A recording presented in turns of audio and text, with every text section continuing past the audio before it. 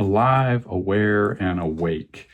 These are each prompts we've been covering. We're now on the final one of the three, awake, and they're interrelated, but they're also separate. So I want to talk a little bit about awake with this one.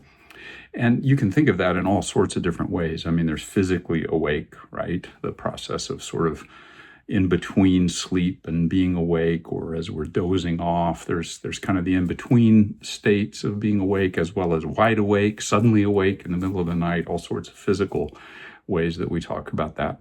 There's psychological awakeness, right? There's being aware of our surroundings. There's the word aware, but like awake to what's happening around us, paying attention, that kind of thing. Noticing, not being sort of dulled in our senses, but being fully awake to what's happening.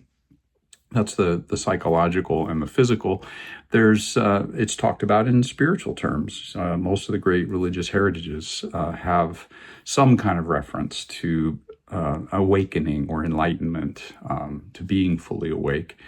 And then there's socially. There's ways to understand it socially. And in our day and age, the word woke, which actually originated in the South in two different ways. There was a group of Southerners who were the wake up movement long time ago, trying to get people to wake up to what the North might be doing in terms of Northern aggression. And then in the African American community, a blues singer named Leadbelly, after visiting the North, came back down to the South and said, yeah, the North is different than the South, but if you're going to go up there, you better stay woke. And so, but being awake socially, even though it's sometimes used pejoratively in our current context, is another use of that word, to wake up, to be woke, to be woken by something or someone. So all those different usages. So what about a prompt? What about a creative prompt to do with being awake? And I'm going to suggest two. And one would be to pick one of those usages, a physical, psychological, spiritual, or social awakening, and feel your way into that, what that's like, but then try describing it visually, poetically, spoken wordly, musically, however you choose.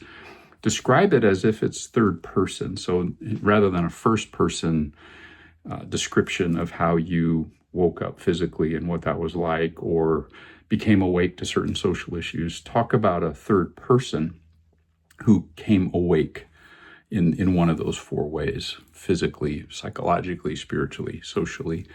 Or another possible prompt that could be interesting is describe the experience of a third person as they were with you or someone else who was coming awake in that sort of in one of those four situations. So watching someone wake up, describe the experiences in the third person of they as they watched you or someone else waking up, physically, or again, psychologically, spiritually, socially. And watching could be, metaphorical or literally watching, but going through that experience with them.